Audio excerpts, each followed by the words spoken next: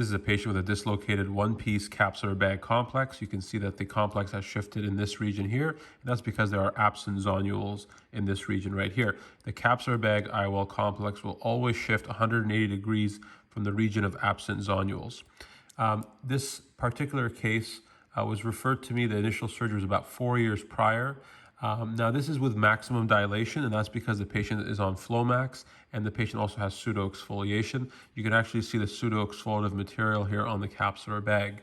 In terms of treatment options, you can divide this into retaining the capsular bag IOL complex versus explanting the IOL capsular bag complex. In terms of retention, there is no CTR in this case, but we can still reposition the lens using the lasso technique, using gore-tex suture, and to loop that around the haptic-optic junction on opposite sides. You typically want to loop gore-tex in this quadrant here, pull up, that way the complex shifts in this region here, and then you would throw gore-tex on the opposite side for counter traction. There are other newer techniques coming out intended to retain the existing lens. There is a new technique called the punch and rescue technique, where you can make a hole inside the existing lens and you can thread sutures through that hole, and you can use that to reposition the lens. Other considerations, so again, that would be the category of retention.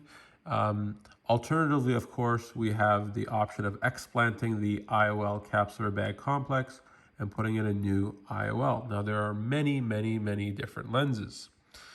First and foremost, there is no lens that is better than another lens, but I'm just gonna list off some of the common lenses that are used.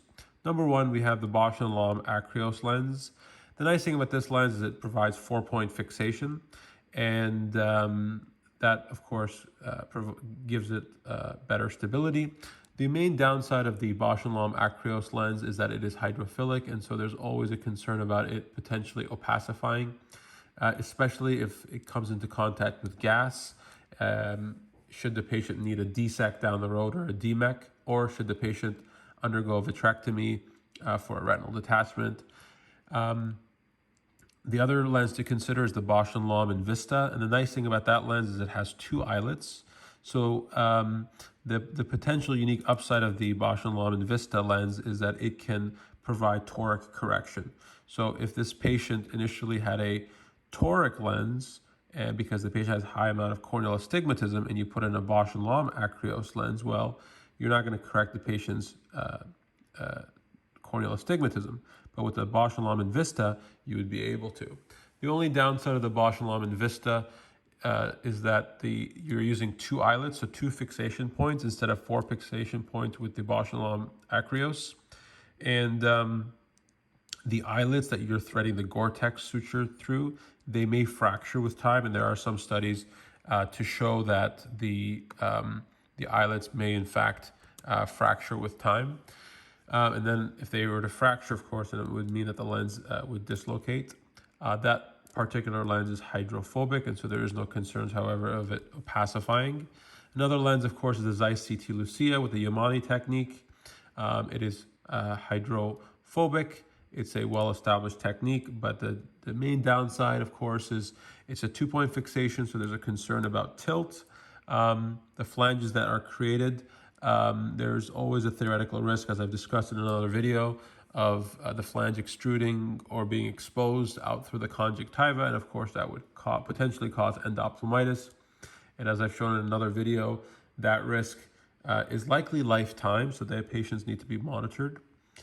Another consideration is using the iris for fixation, and you can implant an implant called the Artisan lens, which clips onto the iris on the front part of the eye, or alternatively on the back side of the iris, I should say.